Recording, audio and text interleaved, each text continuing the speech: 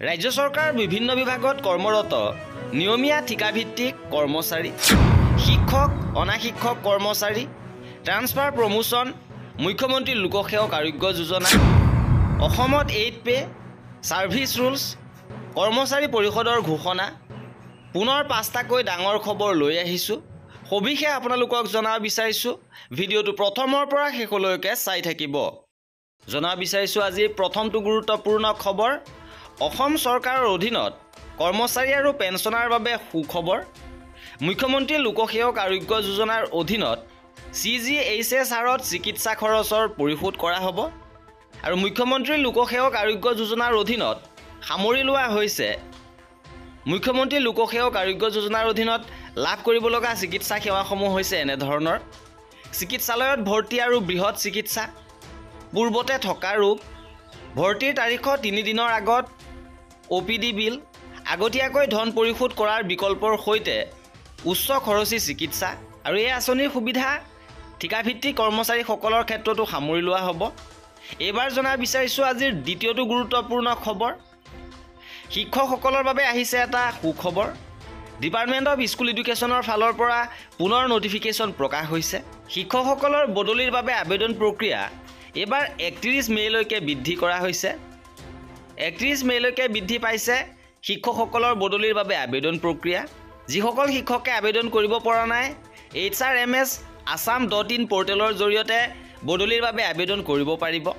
ইপিনে ৰাজ্যৰ তৃতীয় চতুৰ্থ বৰ্গৰ কৰ্মচাৰীসকলক মুখ্যমন্ত্ৰীয়ে দিছে সুখবৰ।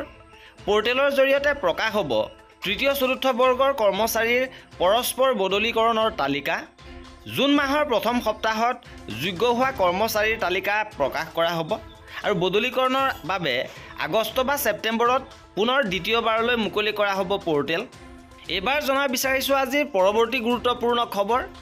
এইবাৰ সদৌ অসম কৰ্মচাৰী পৰিষদৰ ফালৰ পৰা কেইবাটাও ডাঙৰ ঘোষণা কৰা হৈছে।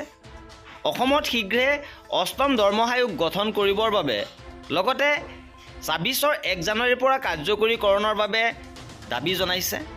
লগতে শিক্ষকসকলৰ আৰ্জিত ছুটি বৃদ্ধি কৰা, ৰাজ্য চৰকাৰৰ বিভিন্ন বিভাগৰ কৰ্মচাৰীৰ পদোন্নতিৰ বাবে নতুন সেৱাবিধি প্ৰস্তুত কৰা বা সেৱাবিধিৰ সংশোধন কৰা, শিক্ষকৰ বিভিন্ন সমস্যা সমাধান, শিক্ষক কৰ্মচাৰীৰ বিভিন্ন সমস্যা সন্দৰ্ভত সদৌ অসম কৰ্মচাৰী পৰিষদে উনুকিয়াই দিছে। লগতে NPSৰ পৰিৱৰ্তে OPS প্ৰৱৰ্তন সন্দৰ্ভতো আলোচনা হৈছে। যিহেতু নতুন চাম কৰ্মচাৰীক NPS প্ৰদান কৰা হৈছে, গতিকে NPS ব্যৱস্থাৰ বিৰোধিতা কৰা হৈছে। ইপিনে শিক্ষক কৰ্মচাৰীৰ স্বাস্থ্য বীমা আঁচনিৰ অধীনত 100% ব্যয় বহন কৰাৰ লগতে স্বাস্থ্য বীমাৰ নীতি নিয়ম উজু কৰিবলৈ চৰকাৰলৈ মুকলি আহ্বান জনাইছে। লগতে কৰ্মচাৰী পৰিষদৰ সম্পাদক প্ৰধান পংকজ বৰ্মনে কয় যে যোৱা 11 জানুৱাৰীত মুখ্যমন্ত্ৰী ডক্টৰ হিমন্ত বিশ্ব শৰ্মাৰ সৈতে সদৌ অসম কৰ্মচাৰী পৰিষদৰ হোৱা আলোচনাৰ বিভিন্ন দিশ দাঙি ধৰি তেওঁ কৈছে যে বৈঠকত মুখ্যমন্ত্ৰীগৰাকীয়ে কৰ্মচাৰী সমাজৰ বিভিন্ন সমস্যা সমাধানৰ বাবে ইতিবাচক সঁহাৰি আগবঢ়াইছে আৰু অচিৰেই এই সমস্যাসমূহ সমাধান হৈ উঠিব। আৰু শেহতীয়াভাৱে সদৌ অসম কৰ্মচাৰী পৰিষদৰ নলবাৰীত অনুষ্ঠিত হোৱা এখন সভাত অংশগ্ৰহণ কৰি সম্পাদক প্ৰধান পংকজ বৰ্মনে এই মন্তব্য কৰে। ইপিনে 8ম দৰমহা আয়োগক লৈ আন এটা গুৰুত্বপূৰ্ণ খবৰ আহিছে। এইবাৰ ফিটমেণ্ট ফেক্টৰ 1.9 হোৱাৰ সম্ভাৱনা, যে 1.9 হোৱাৰ সম্ভাৱনা আছে ফিটমেণ্ট ফেক্টৰ। শেহতীয়াভাৱে বাতৰি কাকতত খবৰ প্ৰকাশ হৈছে যে কেন্দ্ৰীয় কৰ্মচাৰীসকলৰ দৰমহাত যথেষ্ট পৰিমাণে বৃদ্ধিৰ সম্ভাৱনা, য'ত ফিটমেণ্ট ফেক্টৰ হ'ব পাৰে 1.9ৰ পৰা 1.95লৈকে। আৰু এই আছিলে আজিৰ ভিডিঅ'টোত। কৰ্মচাৰী আৰু পেঞ্চনাৰৰ সকলো খবৰ পাই থাকিবৰ বাবে আমাৰ চেনেলটো ছাবস্ক্ৰাইব কৰি ৰাখিব।